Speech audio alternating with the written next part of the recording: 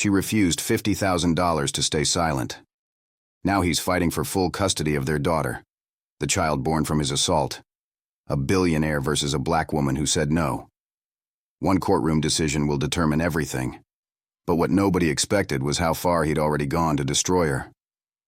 Before we dive in, comment where in the world you're watching from, and don't forget to click subscribe. The rain hammered against the windows of the modest two-bedroom apartment in the West End neighborhood as Zara Mitchell stood in the cramped kitchen, calculating expenses on a worn notepad. Rent was due in 3 days. The freelance graphic design work had slowed considerably in the fall months, and her savings account balance hovered precariously close to empty. She was 32 years old, brilliant at what she did, and completely broke. It was a particular kind of exhaustion that came with being a black woman in an industry that didn't always see her value, despite her impeccable portfolio. The memory of last summer still burned fresh in her mind, though she had tried to bury it beneath layers of work and determination.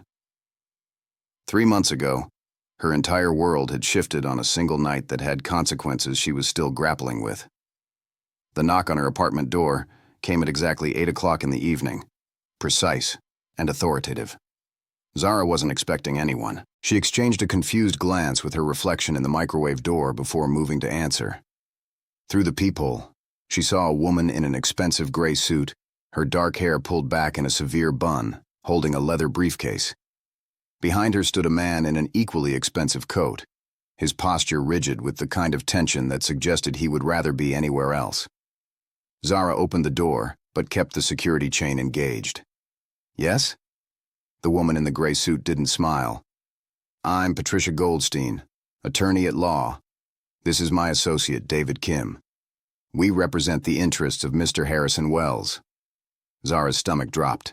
She knew that name. She had tried very hard not to know that name. May we come inside, Miss Mitchell? Patricia asked, her tone suggesting this wasn't really a question. Zara hesitated for only a moment before unlatching the chain. The three of them created an absurd tableau in her tiny living room, the lawyer's designer shoes seemingly too expensive for her threadbare carpet. Patricia opened her briefcase and withdrew a thick folder, placing it carefully on the coffee table. Inside, you'll find documentation regarding a settlement agreement. Mr. Wells has instructed me to offer you $50,000. Zara's hands went cold. The number hung in the air between them, calculated and final. This is in exchange for your complete silence regarding any events that may have transpired between you and Mr. Wells. Patricia's voice carried the clinical precision of someone who had done this before. Complete silence. What exactly does that mean? Zara asked, though she already knew. No public statements, no media interviews, no social media posts, no discussions with friends or family. Essentially, if anyone ever asks, the night in question never happened. David Kim finally spoke, his voice softer than his colleagues, but no less official. This is an extremely generous offer, Miss Mitchell. Mr. Wells wanted to be fair. Zara looked between them, searching their faces for something human, something that might acknowledge what she had experienced. She found nothing but professional detachment. And, if I refuse? Patricia's expression didn't change. Mr. Wells hopes you won't, but he also wanted you to understand the financial realities of disputing the account of a man with his resources. Legal fees alone could bankrupt you within months. Mr. Wells also wanted me to remind you that he has invested considerable time and money in building his reputation. He is unlikely to allow a misunderstanding to jeopardize that. Zara felt anger rising like heat in her chest. It wasn't a misunderstanding, she said quietly. Mr. Wells believes otherwise, and in matters of, he said versus she said, with significant resources behind one party, the outcome is rarely in question. Patricia's words were meant to be reassuring, she realized. They were meant to be helpful even. But they landed like accusations. 24 hours to decide, Patricia continued, pushing a business card across the coffee table. The direct deposit information is included in the folder. We can have the funds transferred by tomorrow evening if you're willing to sign. After they left, Zara stood alone in her apartment, staring at the folder.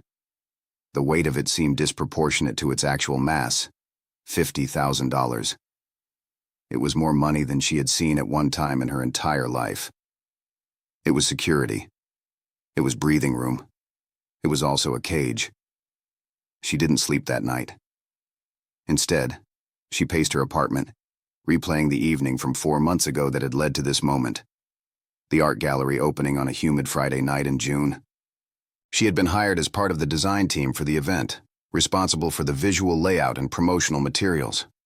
Harrison Wells III was the featured artist, a white man in his late 30s, whose abstract paintings had somehow become the darling of the contemporary art world. Zara had seen his work and found it technically competent, but emotionally hollow, though she had kept that opinion to herself. Her job wasn't to criticize. It was to make his work look good. She had done exactly that. The event had been a success by all metrics. The gallery was packed with wealthy collectors, journalists, and hangers-on who understood the social value of being seen at the right opening. Zara had worked the room, adjusting displays and ensuring the media backdrop was properly positioned. Harrison Wells had noticed her somewhere around 10 o'clock. She remembered it distinctly, because she had been checking her phone, calculating whether she could justify leaving early. He had approached with the confidence of someone accustomed to being the center of attention wherever he went. His suit had been tailored perfectly. His smile had been practiced and warm. "You're responsible for all this?" He had gestured around the gallery with a proprietary air. "Most of it," Zara had replied professionally. "I'm part of the design team." "I'm impressed," he had said, his eyes lingering a beat too long. "You're talented." Zara had thanked him politely and attempted to return to her work. But Harrison Wells was not someone accustomed to being dismissed. He had followed her through the evening, positioning himself near her whenever possible, offering champagne, making observations about the crowd. His attention had felt like a spotlight, warm and increasingly uncomfortable. By 11 o'clock, Zara had been actively looking for exits. She had found work to do in the gallery's back office, a small room where archived information about previous exhibitions was stored. She had needed 5 minutes alone to recalibrate her professional mask. Harrison Wells had found her there. She had been reorganizing a filing cabinet when he had entered, closing the door behind him with a soft click that somehow carried the weight of finality.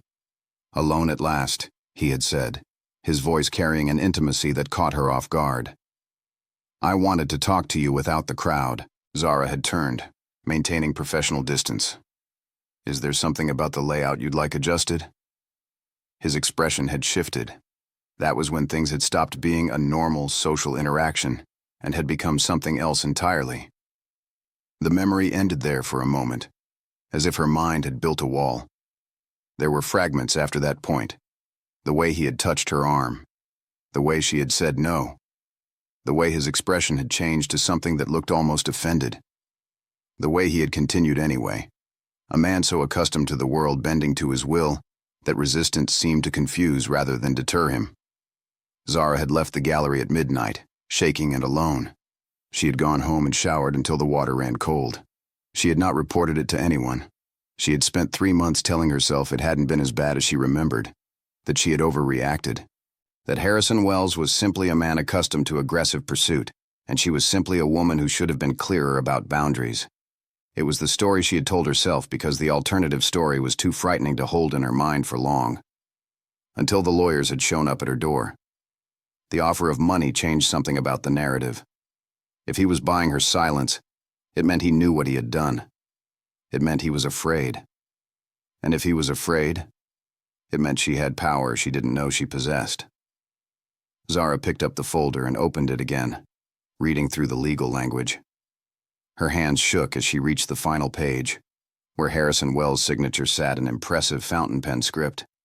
She took a photograph of every page with her phone camera, her hands moving with the clarity that came from suddenly knowing what she needed to do. At 6 in the morning, she called the one person she knew she could trust with this. Her cousin Marcus answered on the 3rd ring, his voice thick with sleep. "Zara, what's wrong?"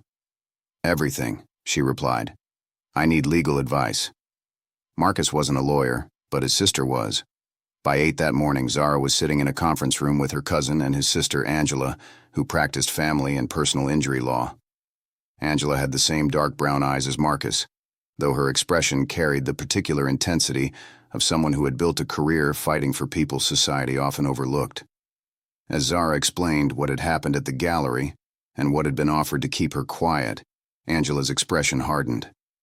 "This is predatory," Angela said flatly. "What he's doing by offering money is essentially admitting liability. The timing matters. The amount matters. And most importantly, the fact that you have documentation of this offer matters significantly." Zara felt something shift in her chest. "You mean I could actually do something about this?" Angela nodded slowly. "I won't lie to you. What you're describing would be his word against yours if you had simply come to me after the gallery. But this settlement offer changes the calculus entirely. This is him acknowledging that something happened. This is leverage. But it would be difficult, expensive, and intrusive. You would lose your privacy entirely. The case would be public. Journalists would dig into every aspect of your life. And even with all that, there's no guarantee of a conviction if this goes to criminal court." "What about civil court?" Zara asked, thinking about the $50,000 sitting in her email in the form of a contract waiting for her signature. "Civil court is different," Angela explained. "The burden of proof is lower. And frankly, based on the settlement offer, he's already half admitted to it. But again, Zara, I need you to understand what you'd be signing up for.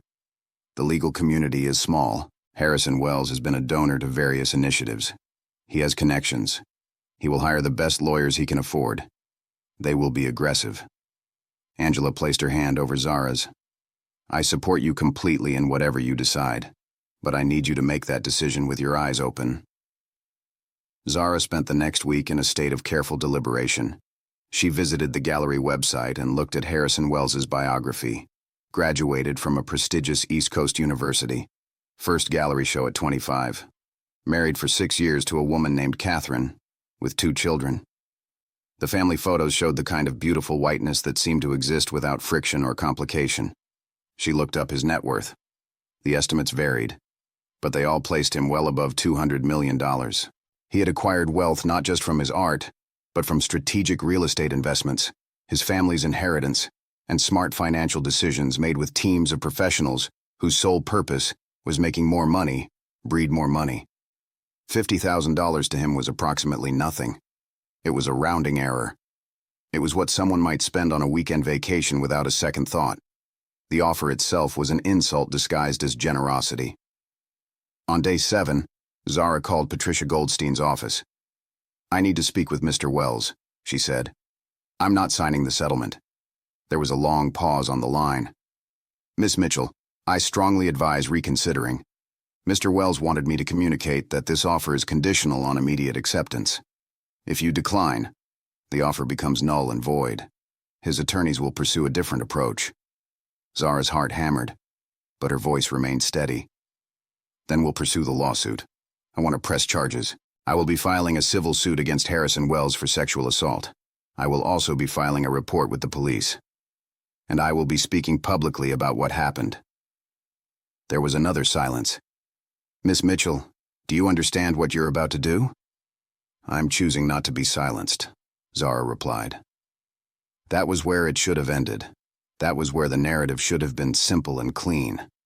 But the next morning, before she could even reach Angela's office to formalize her intentions, her phone rang. It was her landlord. He had received a call from Harrison Wells's legal team, claiming that Zara was involved in a series of unsubstantiated claims against Mr. Wells, and warning that the situation could become complicated. The implication was clear enough to get her lease terminated for cause by Friday. By Monday, her largest client, a boutique marketing firm where she had been freelancing for 2 years, called to say they were restructuring and would no longer need her services. Within 2 weeks, Zara had been professionally isolated and put on an informal blacklist that she couldn't prove but could certainly feel. The legal threats that had seemed abstract before suddenly became very real. She couldn't afford Angela's services if she was about to lose her income. She couldn't fight Harrison Wells if she was fighting for her basic survival. The money in her savings account decreased rapidly. Her applications for new clients were mysteriously met with polite rejections. Her lawyer, Angela, recognized what was happening. "This is witness intimidation," Angela said grimly. He's trying to make it so expensive for you to pursue this that you'll give up. He's counting on you being vulnerable. Vulnerable was an understatement. Vulnerable was living in a one-bedroom apartment she could no longer afford. Vulnerable was skipping meals to preserve her dwindling resources. Vulnerable was beginning to believe that perhaps Patricia Goldstein had been right, that fighting this man was futile. 3 months after the lawyer's visit, Zara received a new offer. This time the settlement amount had dropped to $5,000. The message was clear. Every day that passed, her options were worth less. Take the money and go. Don't take the money and have nothing. It was a calculation designed to break her will. And on a Tuesday night in October, alone in her apartment with $200 in her checking account and an eviction notice on her door, it nearly worked. She was one keystroke away from responding to Patricia Goldstein's email, accepting the reduced settlement, and signing away her right to speak about what had happened to her. Her finger hovered over the keyboard. And then her phone rang. Unknown number. She almost didn't answer. Zara? A woman's voice came through. This is Susan Chen. I'm a journalist with the National Investigation Bureau. I was wondering if you might have a few minutes to talk. Zara's hand froze on the phone. How did you get this number? Through a mutual acquaintance who thought your story needed to be heard. The journalist's voice was steady and direct. I've been investigating Harrison Wells for the past 8 months. There are others, Zara. Multiple women, multiple incidents. Some dating back 15 years. What? Zara felt the world tilt slightly. I didn't come forward publicly because I wanted to verify everything first. But your case is the first one where he made the mistake of offering a settlement. That document is gold. That's an admission. I want to help you tell your story. But I need you to understand that when this goes public, everything changes. Your life becomes part of public record. People will know what happened to you. But so will every other woman he's hurt, because they'll see that someone finally said no, and that it mattered. Zara had sat on that conversation for 3 days before answering. She had talked to Angela. She had talked to Marcus. She had called her mother, whose response had been to cry for an hour, and then say firmly, "You tell the truth. You tell it loud, and you let God handle the rest." On Friday, Zara had agreed to speak with Susan Chen. The first article had run 2 weeks later. It was comprehensive and devastating. It detailed not only her experience but patterns across multiple victims spanning 15 years. More importantly, it revealed the systematic use of settlement offers and legal intimidation to silence women. It quoted from the actual settlement document that had been offered to Zara, the very evidence that Harrison Wells' attorneys had assumed would remain confidential. The article had gone viral by Sunday.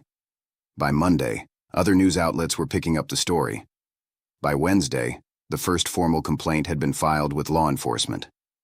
By Thursday, Harrison Wells' attorney was calling for an emergency meeting. This time, Patricia Goldstein came alone. She didn't sit. She didn't open her briefcase. She simply said, "Mr. Wells would like to discuss a new arrangement." What kind of arrangement? Zara asked, though she could see the answer already written in the exhaustion on Patricia's face. Complete settlement of all civil claims against Mr. Wells, full financial compensation. And Mr. Wells is also prepared to offer a significant public apology and admission of wrongdoing. "This is not a negotiation on his behalf," Patricia said quietly. "Mr. Wells's marriage is over. His business partnerships are under review. His insurers have informed him that his policy will not cover this liability. He is facing multiple criminal investigations and civil suits that will likely total significantly more than anything we're discussing today." Zara felt a strange absence of triumph. "What's the number?" $1 million, Patricia said, to be divided equally among all verified victims. Plus individual settlements for each woman ranging from $100,000 to $250,000 depending on circumstances. It was a dramatic reversal. It was justice, or at least the financial version of it. But sitting across from Patricia Goldstein, Zara realized that money could never truly compensate for what had been taken. It could only provide a foundation upon which to rebuild. "I'll need to speak with the other women," Zara said finally. "They should have a voice in whether this is acceptable." By December, all agreed to the settlement. By January, the legal paperwork was finalized. Zara received a check for $175,000. She paid off her back rent. She secured an apartment in a better neighborhood. She invested in her business, hiring a junior designer and opening a small office space. She began to breathe again. But something had shifted inside her during those months of being hunted. She had tasted her own power and discovered she could not unsee it. The question of what happened next consumed her as she worked through therapy and tried to find a new normal. The answer came in the spring, when Zara discovered she was pregnant. The pregnancy was unexpected, unplanned, and directly connected to that night at the gallery. Harrison Wells had worn a condom. It had failed. She had verified the due date carefully, doing the math multiple times to be absolutely certain. She had taken 3 different pregnancy tests. The result was the same. She was going to have a baby fathered by a man she had learned to hate. Zara spent a week in her apartment, the positive pregnancy test on her counter like evidence in a trial. She had been so focused on justice that she hadn't considered the potential for this particular consequence. She had been treated, medically, and cleared of any infections. She had been counseled about her options. She had decided she didn't want to terminate the pregnancy, though that had been a choice she'd considered seriously. Now she had to figure out what came next. She called Angela. "I need to understand my legal options," Zara said. "If I have this baby, what is Harrison Wells's legal obligation?" Angela's voice was careful. Legally, if he's confirmed as the father through a DNA test, he would have financial obligations. Child support based on his income level would be substantial. He could also petition for custody or visitation rights depending on the circumstances and his conduct post-settlement. That last part made Zara's stomach turn. "You mean he could actually have a relationship with my child?" "Legally, yes, if he chose to pursue it, unless you could establish that he was an unfit parent or that the arrangement would be harmful to the child. But that's a much higher burden of proof." "What if I didn't tell him?" Zara asked, though she already knew the answer. "That would be illegal," Angela said gently. "Child support laws exist to protect children. As much as we would all like to keep him out of your life legally, you're obligated to disclose his paternity." Zara hung up, feeling as trapped as she had been before the article, before the settlement, before any of it. She was pregnant with the child of a man who had assaulted her, and the law required her to allow him into that child's life. The universe, she thought bitterly, had a cruel sense of humor. She waited to tell him until she was showing obviously enough that there was no ambiguity. She filed the paperwork to establish paternity and initiate child support proceedings. She knew this would bring him back into her life. She was unprepared for how he would respond. Harrison Wells's reaction came in the form of a letter from yet another attorney, different from Patricia Goldstein's firm. His name was Robert Fisher. In 3 paragraphs, he outlined a proposal so shocking that Zara had to read it multiple times to process.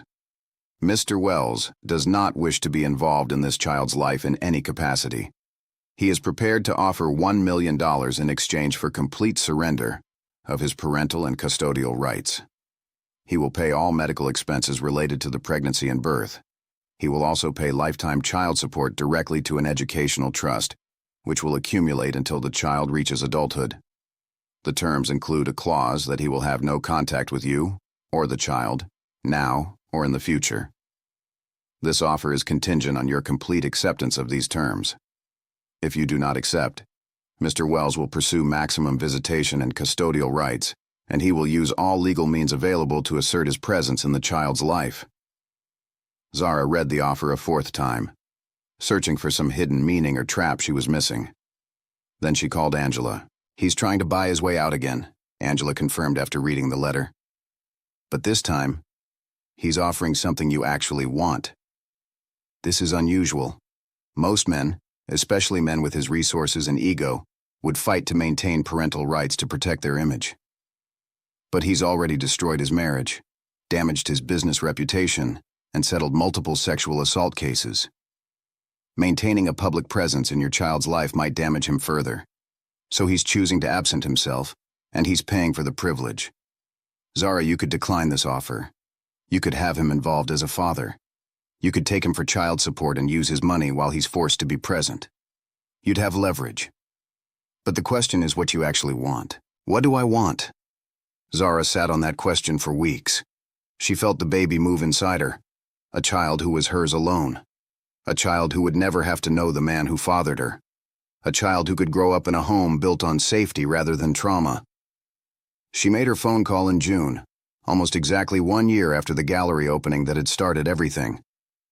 "I'm accepting his offer," she told Angela. "He can sign away his rights." The paperwork was finalized by July. Zara gave birth to her daughter on a warm Thursday evening in August. She named her Imani, which meant faith. Imani was perfect and whole and entirely her own. She had her mother's dark eyes and a fierce will that made her presence known from day one. Zara looked at this child she had made and felt the weight of a year's worth of pain transform into something else. It wasn't healing. Healing would take longer. But it was solid ground upon which to build. She had her settlement money. She had her business. She had her daughter. She had survived. Months passed. Zara fell into the rhythms of motherhood. She hired a part-time nanny so she could continue to work. She built her business into something real and profitable. She joined a support group for survivors. She went to therapy weekly. She was constructing a life when the call came in September. It was Robert Fisher, Harrison Wells' attorney. "There's been a development," he said. "Mr. Wells is married again. His new wife is aware of his previous situation and has been supportive. He and his new wife are expecting children. He would like to discuss modifying the terms of his agreement with you." "What does he want?" Zara asked, her voice carefully neutral. "He would like visitation rights with his daughter." Zara's hand went tight around the phone. "The answer is no. Miss Mitchell, he's her biological father. He has a right to establish a relationship. And my daughter has a right not to be traumatized by the man who assaulted her mother," Zara replied. "That was the agreement. That was the choice he made." Robert Fisher was quiet for a moment. "Mr. Wells anticipated you might be reluctant. He's prepared to offer additional financial compensation, $2 million in exchange for supervised visitation rights 1 weekend per month." Zara wanted to laugh and scream simultaneously. "No," she said again. "Tell him no. Tell him that the agreement stands. Tell him that he gave up the right to negotiate the day he decided to assault me." The phone call ended. For a week, nothing happened. Then the letter arrived. Certified mail. Robert Fisher had filed for full custody. Harrison Wells was petitioning the court to establish his legal rights as Imani's father and requesting visitation that could expand to shared custody. His argument was simple. Zara had deliberately kept his daughter from him. She had manipulated the situation for financial gain. She had proven herself unstable by engaging in a public court case and speaking to the media. He, on the other hand, had shown restraint and maturity by attempting to step back from the situation. The court should recognize his inherent rights as the child's biological father. And most importantly, separated parents have equal rights, regardless of how the child was conceived. Zara felt the ground shift beneath her feet.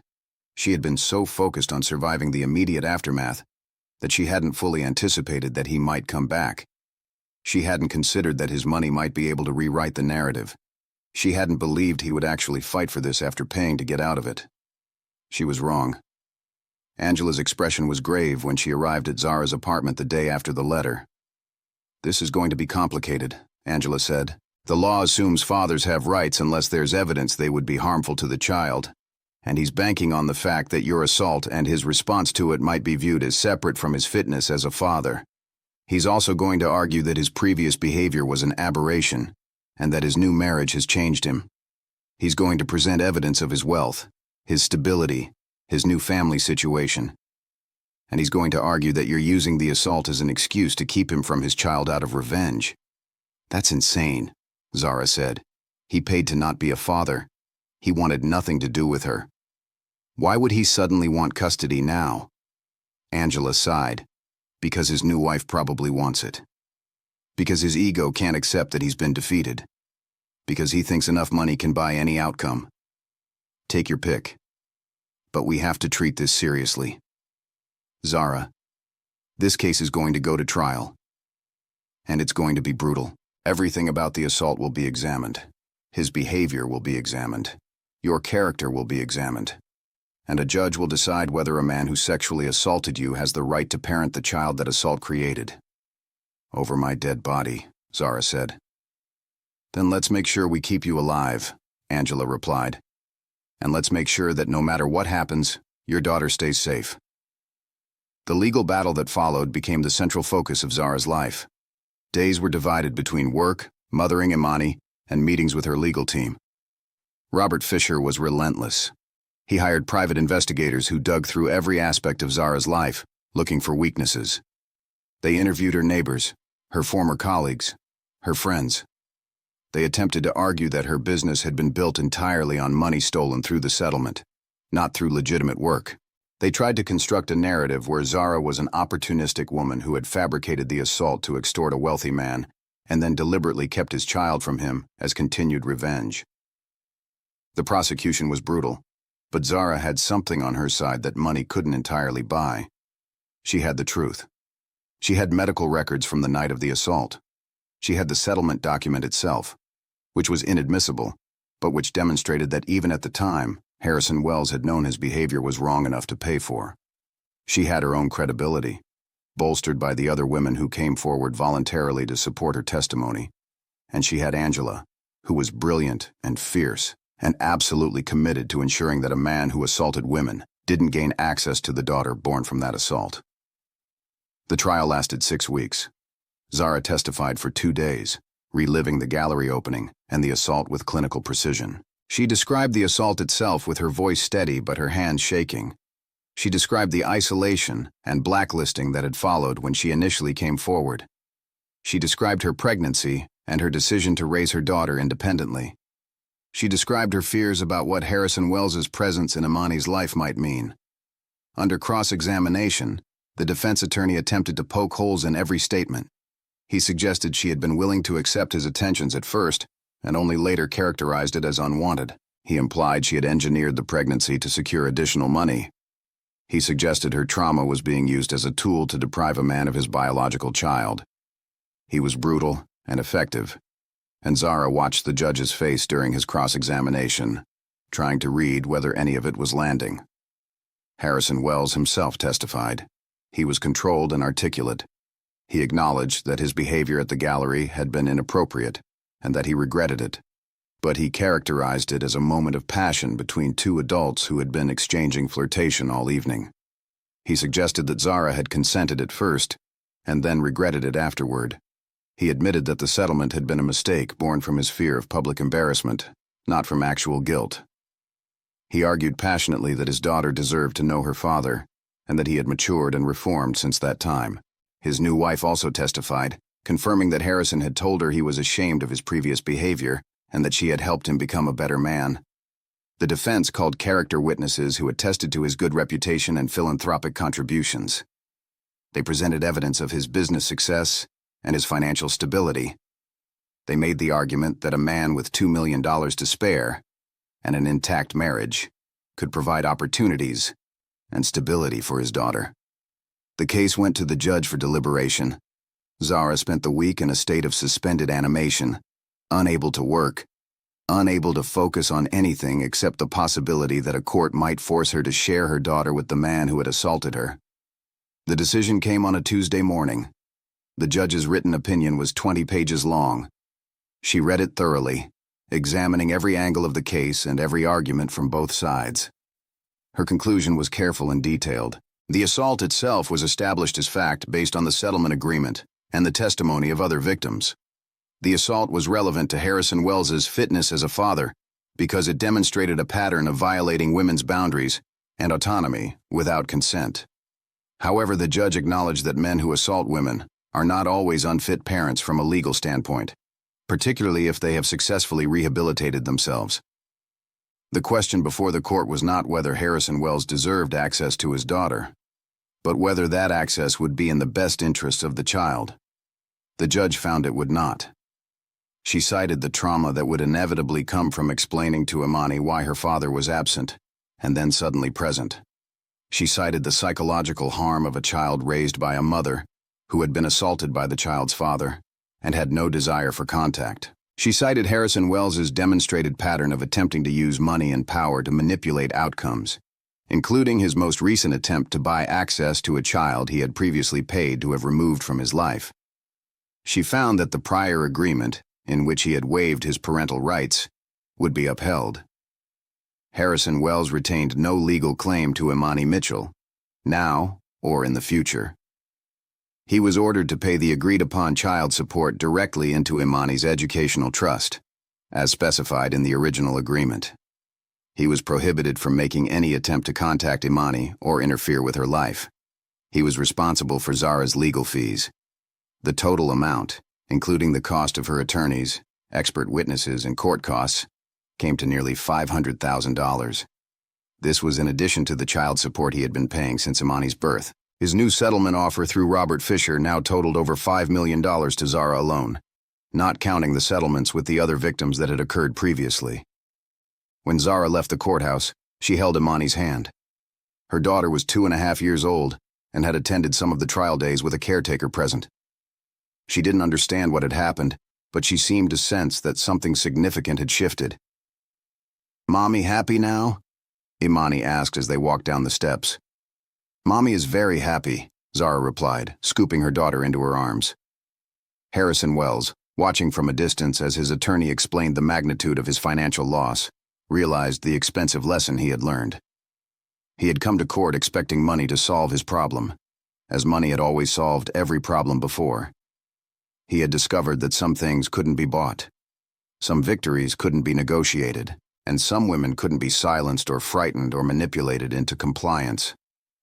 In pursuing Imani, he had lost everything that actually mattered. His marriage to his second wife collapsed within 3 months. His business faced boycotts and public pressure. His name became synonymous with a particular form of wealthy entitlement that courts no longer looked upon kindly. By the end of the year, his net worth had been reduced significantly through settlements and legal fees. He had paid Zara millions to keep her daughter away from him. And the bitter irony was that he had done it to himself by refusing to accept that no meant no. Zara stood at her office window 3 months later, watching Imani playing in a park with her caretaker. She had expanded her business significantly after the trial, her reputation now as a woman who had fought back and won drawing clients who valued her integrity. She was building something real and solid. The money from the settlements had been invested strategically. She would never have to worry about survival again. But more than that, she had reclaimed something precious. She had reclaimed her power. The final piece came in a phone call from Susan Chen, the journalist who had first contacted her. "I wanted to let you know that the story of your trial is getting international attention," Susan said. "Your case has become important precedent in how courts view parental rights when there's been sexual assault. Women are calling it a win for accountability. More importantly, they're saying that your daughter Imani represents a new generation that will not accept abuse." Zara felt the weight of that responsibility settle on her shoulders. She thought about Imani growing up knowing her mother had fought and won. She thought about the precedent being set for other women in similar situations. She thought about all the daughters of all the women Harrison Wells had assaulted, all the daughters yet to be born, who might benefit from a world that took their mother's autonomy seriously. That evening, she read Imani a bedtime story and tucked her into the small bed they had picked out together. She kissed her daughter's forehead and whispered the promise she made every night. "I will always protect you. I will never let anyone hurt you. I will never accept silence." Imani drifted to sleep, secure in a world her mother had fought to make safe. In his office downtown, Harrison Wells reviewed the financial statements that detailed the $5 million he had paid out in Imani's direction. $5 million to keep his daughter away from him. The number was staggering, but more staggering was the knowledge that he had chosen this. He had refused to accept boundaries, and so the boundaries had been enforced at tremendous cost. He had attempted to buy his way back into his daughter's life, and ended up barred from it entirely. He had learned that some debts couldn't be paid with money, some violations couldn't be erased with settlements, and some women would choose their daughter's safety over his wealth every single time. As Zara turned off the light in Imani's room, she didn't think about Harrison Wells anymore. She thought about the life she was building for her daughter, a life built on truth, A life built on courage. A life that said no, and meant it. And that was worth more than any settlement ever could be. 2 years after the custody trial ended in Zara's complete victory, the Mitchell Design Studio occupied the entire top floor of a renovated building in the heart of the Arts District. Floor-to-ceiling windows overlooked the city, and the space had been deliberately designed to reflect Zara's values and vision. This was not corporate sterile. This was creative, warm, and unapologetically hers. The walls featured rotating exhibitions of work from emerging black artists and designers. The break room served locally roasted coffee and homemade snacks from a black-owned bakery 3 blocks away. The hiring practices prioritized diversity and actively recruited from communities traditionally underrepresented in design. By day, Zara managed a team of 12 talented designers. By evening, she returned home to an apartment that looked directly onto the same park where Imani played. Her daughter was now 4.5 years old, confident and bright, with her mother's artistic sensibility and her own unique personality that had nothing to do with the circumstances of her conception. Imani knew she had a father somewhere who chose not to be part of her life. It had been explained in age-appropriate terms. Zara hadn't hidden the truth or dressed it up in false narratives. Her daughter understood, with a child's wisdom, that some people made poor choices and had to live with consequences. She had also learned that her mother was strong, and that strength meant protecting yourself and those you love. On a Monday morning in March, Zara was in her office reviewing quarterly reports when her assistant, Devin, knocked quietly on the glass door. "There's someone here to see you without an appointment," he said, his expression carefully neutral in a way that suggested the visitor was unusual. "Should I send them away?" "No," Zara replied, curious. "Send them in." The woman who entered was striking, with sharp cheekbones and tired eyes that suggested she hadn't slept well in weeks. She was white, probably in her mid-50s, and carried herself with the kind of careful restraint that came from being accustomed to controlling every situation. "You probably don't know who I am," the woman said without preamble. "But I know exactly who you are." Zara gestured to the chair across from her desk. "Please sit. I'm Catherine Wells." Zara's stomach clenched. Catherine Wells was Harrison's first wife, the woman from the family photos, the one he had married 6 years before meeting Zara. Catherine Wells, who had been married to him while he assaulted women. The very existence of this woman standing in her office felt like an intrusion from a life Zara had worked hard to leave behind. "What can I do for you?" Zara asked, her voice careful and measured. "I want to apologize," Catherine said, "and I want to tell you something that I think you deserve to know." Zara waited, giving nothing away. "When I met Harrison, he was charming and attentive. He seemed like the kind of man who would build a life with you, be present, be reliable. I didn't know for many years what he was doing. I genuinely didn't know." Catherine's hands twisted together in her lap. "But the woman who came forward before you, the journalist who started investigating him, she came to me first. She told me what she suspected. She told me about the patterns. And I didn't believe her. I thought she was exaggerating. I thought she was trying to damage him. I was so committed to my version of my marriage that I couldn't see the truth." Catherine paused, collecting herself. "When your case became public, I had to face what I had been refusing to acknowledge. I was married to a sexual predator, and worse. I had protected his reputation by being the beautiful wife in family photos. I made it possible for him to seem like a trustworthy person." Zara listened without interrupting. "After we separated, I went into therapy. Years of it. I had to understand why I had been so willing to look away from obvious signs. I had to confront my own complicity." Catherine met Zara's eyes directly. "I came here today to tell you that I believe you. I believe all of them. And I want you to know that the life I had with him was a lie. But your daughter, your life, what you've built here, that's real. I wanted you to know that someone from his world sees that clearly." Zara felt something tight in her chest begin to loosen. "What do you want from me? You don't owe me forgiveness. I know that. I'm not asking for it." Catherine stood, preparing to leave. "I simply wanted to look you in the eye and acknowledge what happened, and to tell you that I'm testifying before the state legislature next month about how I failed to see the abuse in my own marriage. I'm advocating for changes to how we handle disclosure requirements in sexual assault cases. I'm using my privilege and my platform to try to prevent other women from experiencing what you did." After Catherine left, Zara sat in her office for a long time, processing the conversation. She had braced for hostility or denial from Harrison's first wife. Instead, she had found something unexpected: growth, accountability, a woman choosing to face uncomfortable truths about her own failures. It was a small grace, but it was grace nonetheless. That evening, Zara picked up Imani from her after-school program, a carefully vetted space run by other women who understood the importance of safety and community. Imani chattered excitedly about her day, the art project she was working on, the friendship drama that seemed to matter enormously when you were 4 years old. They stopped at the farmer's market, where Imani selected vegetables for dinner, while Zara watched her daughter examine each option with serious consideration. They cooked together, Imani standing on a stool, washing vegetables and mixing ingredients under her mother's guidance. They ate at their small kitchen table with the city visible through the windows. They read stories, and Imani fell asleep halfway through, exhausted from the demands of childhood. Zara sat on the edge of her daughter's bed for a long time that night, watching her sleep.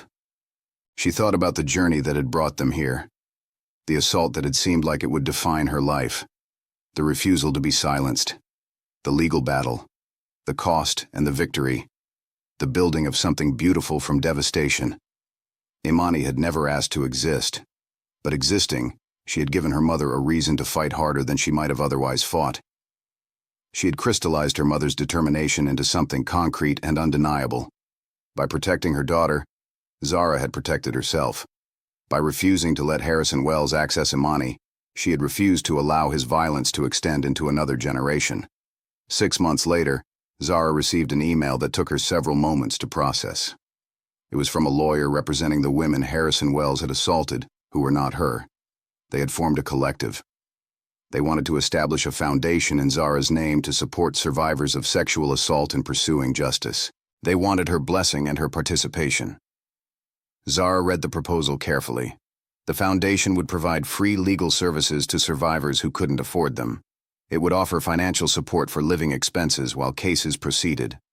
It would advocate for legislative changes that made it harder for wealthy perpetrators to use money to buy silence. It would serve as a resource and community for women trying to rebuild their lives after trauma. The foundation would be called the Imani Project, after Zara's daughter. The symbolism wasn't lost on her. Imani meant faith. A child born from violence had become the symbol of faith in justice and accountability. Zara called a meeting with the women who had proposed the foundation. She sat across from 15 women of varying ages and backgrounds, united by their experience of Harrison Wells and his cruelty. "I'll do it," Zara said, "but only if we do it right. Only if we use my story and the money we fought for to fight for other stories. Only if we create something that makes this worth something beyond my own victory." The Imani Project was officially founded in January of the following year. By the end of its first year, it had helped 27 survivors file cases and obtain legal representation. By the end of its third year, it had expanded to multiple states. By the end of its fifth year, it had become a nationally recognized organization. Zara served as the founding director, though she carefully built a team of experienced lawyers and advocates who did the actual casework. She was the face and the voice. But the organization belonged to many people. It belonged to every woman who had ever been assaulted and told she should take the money and stay quiet. It belonged to every woman who had said no and meant it. It belonged to Imani, who represented a new generation's refusal to accept abuse. Meanwhile, Harrison Wells's life had become a cautionary tale. His third marriage lasted less than a year after the custody trial concluded. His business interests had been decimated by boycotts and legal liability. In a bitter twist, the IRS had begun investigating his finances, discovering evidence of tax fraud that had gone unnoticed during his years of wealth accumulation. By the time he was in his early 50s, Harrison Wells was facing legal liability that extended far beyond the sexual assault settlements. He had paid over $50 million in various settlements, legal fees, and tax penalties. His net worth had been reduced to a fraction of what it had been. He had lost his first marriage. He had lost his second marriage. He had lost his reputation. He had lost his business. He had lost the only thing that had mattered to him, which was the ability to buy his way out of consequences. By contrast, Zara's life had only expanded and deepened. She had her business. She had her daughter. She had her mission. She had her community. She had her voice. She had her power. On Imani's 6th birthday, Zara threw a party in the park. The guest list read like a small community of people who had become family through trauma and healing. There was Angela, who had been her lawyer and was now on the board of the Imani Project. There was Marcus, her cousin, and his wife Sarah. There was Mrs. Bennett from Imani's school, who had become like a grandmother to the girl. There was Susan Chen, the journalist who had first believed her story. There was the collective of women who had been assaulted by Harrison Wells. They sat together in the park, sharing food and stories, their children playing together while the adults talked and laughed. It was a chosen family, bound together by resilience and survival. Zara stood to the side, watching Imani open presents from people who loved her for who she was, not for what she represented. Her daughter was surrounded by evidence that love was possible after trauma, that joy was possible after pain, that community was possible when people chose to show up for each other. Angela approached Zara with 2 cups of lemonade. "Quite a turnout," Angela observed. "It is," Zara agreed, accepting the drink. "Sometimes I still can't believe how far we've come. From that day you walked into my office with the settlement offer to now." Angela smiled. "You did that. You chose not to be silenced. You chose to fight. Every woman who's been helped by the Imani Project exists because you made that choice." That night, after the party was over and Imani was asleep, Zara sat on her apartment balcony with the city lights spread before her. She thought about the girl she had been at 32, terrified and confused and alone with a secret that was eating her alive. She thought about the moment the lawyers had shown up with their offer of $50,000. She thought about how close she had come to accepting that money and disappearing. She thought about how different everything would have been if she had made that choice. She had been offered a price for her silence. She had refused it. She had been hunted for her refusal. She had survived it. She had built something from the wreckage. She had turned her personal tragedy into a movement. And most importantly, she had raised a daughter who would never believe that she owed anyone her silence, who would never think that her assault was her shame, who would never carry the weight of someone else's violence as if it were her own failure. That was Zara's greatest victory. Not the money, not the legal precedent, not even the foundation, though that mattered deeply. The greatest victory was Imani. The victory was motherhood. The victory was a child growing up knowing her mother had said no and had meant it. The victory was showing her daughter that protection was possible, that fighting back was possible, that you could lose everything and build something better, that you could survive. Across the city, in an office that was slowly emptying as his business interests dissolved, Harrison Wells sat alone reviewing the financial ruin of his life. He had come to court expecting to buy his way out of consequences, as he had bought his way out of every difficult situation before. He had discovered that some things couldn't be purchased. Some women couldn't be manipulated. Some victories couldn't be negotiated. He had tried to buy a daughter's love. He had lost everything instead. His lawyers had advised him to accept his losses and attempt to rebuild quietly. But quiet was no longer an option. His name was synonymous with predatory behavior.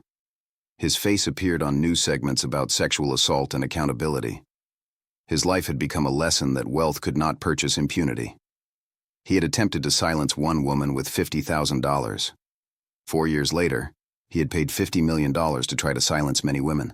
The irony was that his daughter didn't cost him any money at all. She was priceless, and she had never been his. She had always belonged entirely to her mother, and that was what he could never buy, what he could never have, what was completely beyond his reach. Imani Mitchell would grow up knowing her mother was strong, that women could fight back, that you didn't have to accept silence or shame or fear. She would grow up in a world that was slightly more just because her mother had refused to disappear. She would grow up knowing her name meant faith, And that sometimes faith meant saying no and meaning it. That faith meant fighting even when fighting seemed impossible. That faith meant building something beautiful from devastation. On the morning of Imani's 7th birthday, Zara and her daughter stood in the Mitchell Design Studio, looking at the newly installed wall display for the Imani project. It showed the faces of the women who had been helped by the foundation. It showed the organizations that had partnered with them. It showed the legislative changes that had been enacted because of their work. It showed the beginning of a new world where predators couldn't simply buy their way out of accountability. "Mommy," Imani pointed to a section of the wall. "That's you, right?" "Yes, baby. That's me. And that's all those strong women who helped us." Imani studied the wall with the seriousness of a 7-year-old examining something important. "They're all different, but they're together. That's right." Zara knelt to her daughter's level. "When people who've been hurt come together, they become stronger. We protect each other. We tell the truth. We help other people who are hurt. And that makes the whole world a little bit better." Imani nodded thoughtfully, accepting this truth as if it was the simplest thing in the world. It was simple. It was also revolutionary. It was the opposite of everything Harrison Wells had tried to build, which was a world where money mattered more than truth, where silence was worth buying, where some people could hurt others and face no consequences. Zara had spent the last 7 years building the opposite world. She was still building it. Every case the Imani project took on, every survivor they helped, every legislative victory they achieved, every woman they supported, every daughter who would grow up knowing that no meant no, every son who would learn that women's autonomy was not negotiable, every child who would grow up in a world that was slightly more just. That was the real victory. Not the money, not the legal precedent. The real victory was that Harrison Wells had tried to buy a woman's silence and had accidentally created a movement. He had tried to purchase obedience and had instead unleashed accountability. He had tried to erase Zara Mitchell from the world and had instead created the Imani Project. He had tried to buy his way out of consequences and had ended up demonstrating why that could never work. In the end, Zara had taken the worst thing that had happened to her and had transformed it into something that helped thousands of other women. She had taken the $50,000 he'd offered as hush money and had multiplied it into $50 million worth of justice and change. She had taken her trauma and had made it mean something. She had taken her power back. She had kept her silence. And in her refusal to be quiet, she had helped so many others find their voices. That was the real settlement. That was the real victory. That was the happy ending that couldn't be bought. It had to be earned. And Zara Mitchell had earned it with every day of fighting, every day of refusing, every day of building, every day of showing up for her daughter and for other women, and for every day of believing that something better was possible. That afternoon, as Zara stood in her office overlooking the city, she received an email notification. It was a news alert. The U.S. Supreme Court had agreed to hear a case about parental rights when sexual assault was involved in the child's conception. The case had been built using the Imani Project's research and legal briefs. It would establish national precedent. It would change how courts around the country handled situations exactly like Imani's. Zara felt tears rising in her eyes. This was bigger than her individual victory. This was transformation. This was the promise she had made to herself and to every other woman who had been assaulted. This was the proof that fighting back mattered. That saying no mattered. That refusing silence mattered. That building something meaningful from devastation was possible. She called Imani's school and asked to pick her daughter up early. When they met at the gate, Imani ran into her mother's arms with the unself-conscious joy of a child who had never doubted that she was loved and protected. They went to their favorite ice cream place. They celebrated the Supreme Court decision by sitting on a bench in the park, eating frozen treats while Zara explained in age-appropriate terms what it meant. That other children like her might never have to go through what she went through, that the law was finally going to change to protect people better, that her mother had helped make that happen. Imani considered this seriously. So the bad man won't be able to hurt other people's kids. He won't be able to buy his way into their lives if they don't want him there. That's right. And people will understand that having a baby doesn't give you a right to that baby's life if you hurt their mom. And the mom gets to decide? Yes, baby. The mom gets to decide. And the mom gets to be believed. And the mom gets to be protected. Imani nodded with satisfaction. Good. That's how it should be. That's how it should be. Zara agreed, and we made it that way. A year later, the Supreme Court issued its ruling. It was a sweeping decision that acknowledged that children had the right to be protected from relationships with people who had assaulted their mothers. It established that parental rights could be limited or denied, when granting those rights would place a child in contact with someone who had committed sexual assault against that child's other parent. It recognized that the right to a relationship with a parent must be balanced against the right to be free from contact with a perpetrator. The decision cited the Imani Project and referenced Zara Mitchell's case by name. Zara's personal victory had become national policy. Women who were in situations similar to hers now had legal protection that hadn't existed before. Children like Imani would be safer.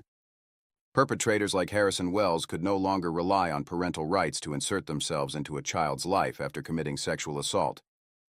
The world had shifted, inch by inch, through Zara's refusal to accept silence, through her willingness to be public with her pain, through her determination to transform that pain into protection for others, through her unwavering commitment to her daughter. That evening, Zara and Imani attended a celebration event hosted by the Imani Project. Hundreds of people filled a large hall. Survivors who had been helped by the foundation, their families, lawyers and advocates, journalists, legislators who had championed the changes, community members who believed in accountability. At the center of it all was a simple truth. One woman had said no. She had meant it. She had refused to accept silence, and in doing so, she had changed the world. The ceremony opened with remarks from several of the women who had been assaulted by Harrison Wells. They talked about what it meant to finally have legal protection, what it meant to see their assaulter face actual consequences, what it meant to know that their children, if they had them, would be protected. Then Susan Chen, the journalist, took the stage. She talked about the power of one story, told truthfully, to create change. She talked about Zara's courage in speaking when silence would have been easier and more profitable. She told the story of the $50,000 that had been refused and the $50 million that had been paid anyway. And most importantly, she told the story of what those millions had purchased. Not silence, not obedience, not compliance. Change, justice, a new world where women's no meant something. Then Angela spoke, the lawyer who had believed in Zara from the beginning. She talked about the legal precedent that had been set, the landmark Supreme Court decision, the legislation that had been passed in multiple states, all of it stemming from one woman's refusal to disappear. Finally, Zara took the stage. She looked out at the faces of all the women who had been helped, all the families who had been protected, all the community members who had shown up to say that justice mattered. I came here 7 years ago as a woman who had been assaulted and was being offered money to stay quiet, Zara began. I was terrified. I was alone. I was being hunted by lawyers and money and power. Everything in my life suggested I should take the money and disappear. And I almost did. She paused, letting that truth settle. But then I thought about what my silence would mean. It would mean that the next woman he assaulted would also be offered money to stay quiet. It would mean that he had never faced consequences. It would mean that he could continue to hurt people and simply pay for the privilege, and I couldn't accept that. So I fought. It cost me everything at first. My reputation, my income, my peace of mind, my sense of safety. But eventually, it gave me more than I had lost. It gave me Imani. It gave me this community. It gave me a mission. It gave me the knowledge that I had not been destroyed by what happened to me. I had been transformed by it. Today, I'm standing here to tell every woman who is being offered money to stay quiet that your silence is worth more than any settlement. But not because you should suffer silently. Your silence is worth more because your truth is worth even more. Your voice matters. Your story matters. And when you tell it, you don't just help yourself. You help every woman who comes after you. You protect children who haven't even been born yet. You change the world. Zara looked directly at her daughter, who sat in the front row, beaming at her mother. And most importantly, you show your daughter what strength looks like, what courage looks like, what it means to say no and mean it. When Zara finished speaking, the room stood in a long ovation. Imani ran to her mother and was swept up into her arms. Together they stood on the stage, surrounded by the evidence of their victory. Not just the financial settlements, though those were real and significant, but the real victory was this community, this movement, this transformed world where no meant no, where women's autonomy was protected, where children were safe, where silence was no longer for sale. The next morning, Zara and Imani returned to their normal life. There was breakfast to make and school to attend and work to be done. There were clients to manage at the studio. There were cases to review at the Imani project. There were emails to answer and meetings to attend. Life continued, as it always does, in the mundane details of daily existence. But underlying everything now was a sense of peace that Zara had earned through 7 years of fighting. She had been assaulted. She had been offered money to be silent. She had refused. And in refusing, she had created a movement that would protect women for generations to come. That was the real settlement. Not the money. The transformation of violence into protection. The transformation of trauma into purpose. The transformation of one woman's no into a world where no meant something. As Imani skipped along beside her mother on the way to school, completely unaware of the significance of what her mother had accomplished, completely secure in the knowledge that she was loved and protected, Zara felt the weight of everything lift just slightly. Not all the way. Some things, once experienced, never fully lifted, but enough to breathe, enough to build, enough to know that she had done something that mattered, that her daughter would grow up in a world that was safer because her mother had refused to be silent, that other women would be protected because Zara had spoken, that children yet to be born would benefit from the precedent that had been set. The Supreme Court decision had asked the question, does a woman's right to protect her child from someone who assaulted her supersede that person's parental rights? The answer, now established in law, was yes. The answer, now established in precedent, was yes. The answer, now established in the consciousness of a nation, was yes. And it was yes because one woman had said no, and had meant it, and had refused to accept a price for her silence. That was the happy ending. Not perfect, not without cost, but real, true, built on justice and accountability and the refusal to disappear, built on love for her daughter and belief in something better, built on the knowledge that yes meant yes and no meant no, and that both of those truths were worth fighting for.